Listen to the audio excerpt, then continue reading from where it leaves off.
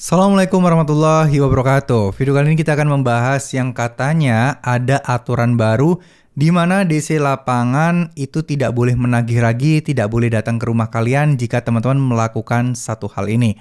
Oke, kita akan bahas ya teman-teman, maksudnya aturan baru ini apa. Jadi ya, apakah ini bisa menjadi berita baik ataukah ini akan menjadi berita buruk buat teman-teman?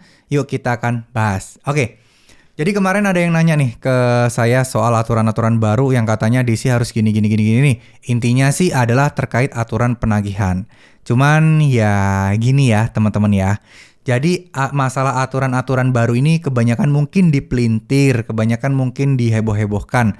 Tapi ya ini memang wajib buat kalian tahu sih. Karena ya, DC itu makin kesini makin semena-mena, di mana kalian boleh menolak atau boleh untuk tidak menanggapi DC lapangan yang datang untuk menagih ke rumah kalian. Nah, teman-teman harus melakukan satu hal, yaitu memeriksa semua kelengkapan dokumennya. Jarang banget DC lapangan itu yang datang dengan dokumen yang sangat-sangat lengkap, seperti sertifikat dia sebagai DC, identitas tanda pengenal, surat tugas, surat kuasa, dan sertifikat apapun lainnya. Itu jarang banget ya. Ditanya soal ID card aja kadang juga ngelantur sana sini. Ditanya soal surat tugas kadang juga ngelantur. Di cross check ternyata surat tugas, surat penagihannya sama ID card dia ternyata berbeda dan lain sebagainya. Ketika kalian sudah berhasil untuk meminta datanya dan melihat itu ada suatu kejanggalan, kalian boleh kok untuk tidak menanggapinya dan menyuruh atau mengusir mereka pergi dari rumah kalian, boleh. Dan kalaupun kalian tidak berkenan di situ masuk ke pekarangan rumah kalian, itu juga boleh.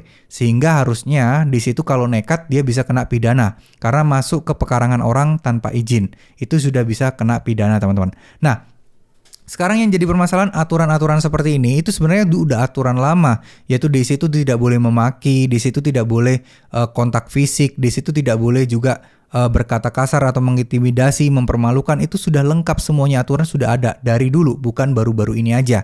Cuman ya itu tadi loh, karena banyaknya kasus penipuan, DC masuk tanpa izin dan lain sebagainya, OJK pun bilang bahwa ya DC nggak berhak melakukan itu. Kalau sampai itu terjadi, teman-teman alternatifnya adalah melaporkan mereka sebagai tindak pidana, yaitu memasuki rumah atau pekarangan tanpa izin si pemilik rumah, dan itu bisa dilaporkan ke kantor polisi ya. Jadi kalau misalnya otomatis ada aturan DC nggak boleh datang, itu bullshit sih. DC itu pasti akan datang.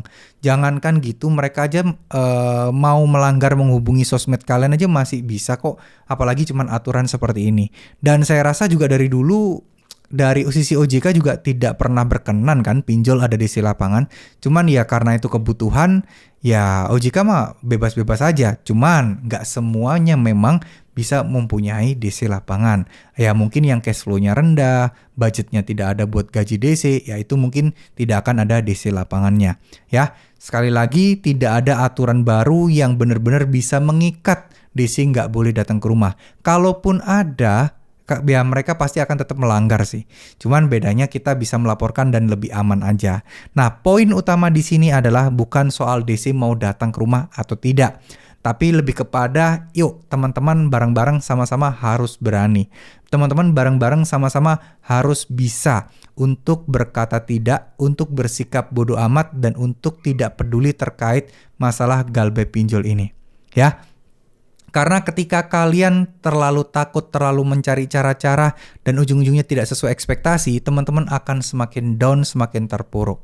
Saya punya satu saran yang cukup untuk teman-teman praktekkan setiap hari, yaitu untuk berzikir, sholawat, rajinkan ibadahnya. Ya, tingkatkan ibadah kepada Tuhan Yang Maha Kuasa. Itu akan sangat-sangat memudahkan kita, sangat bisa mengalihkan pikiran kita dari negatif menjadi positif, dan tentu saja ini bakal bisa membantu kalian sukses di kemudian hari. Ya, jangan ngincer cuman lunas utang doang nih, tapi lebih kepada untuk bisa mengubah hidup, untuk bisa mendapatkan penghasilan yang lumayan, untuk bisa bebas dari jeratan utang pinjol dengan kemampuan kalian sendiri. Saya yakin teman-teman bisa, jangan remehkan diri kalian, coba terus, tapi doa juga jangan sampai putus. Insya Allah semuanya akan baik-baik aja. Ingat, tidak mungkin Galbay pinjol itu akan menyakiti kalian, tidak mungkin. Ya, kalau misalnya DC mau datang dan melihat kalian biasa-biasa aja, kalian respon chatnya juga biasa-biasa aja, nggak ada unsur emosi dan sebagainya, DC justru malah ngepir. DC mungkin akan ragu, dia mungkin akan maju mundur nih, datang nggak ya, ya seperti itu. Ya, jadi intinya adalah kita harus mempersiapkan mental kita tidak boleh lengah, kita juga tidak boleh takut terhadap oknum-oknum DC pinjol tersebut, hadapi semuanya dengan baik. Ya, teman-teman ya, semoga semuanya lancar, semoga teman-teman bisa sukses. Dan harapan saya semoga teman-teman yang Galbay bisa segera mendapatkan ya setidaknya solusi dari Allah Subhanahu wa taala untuk bisa melunasi semuanya. Amin amin ya rabbal alamin. Terima kasih ya. Mohon maaf jika ada salah-salah kata. Wassalamualaikum warahmatullahi wabarakatuh.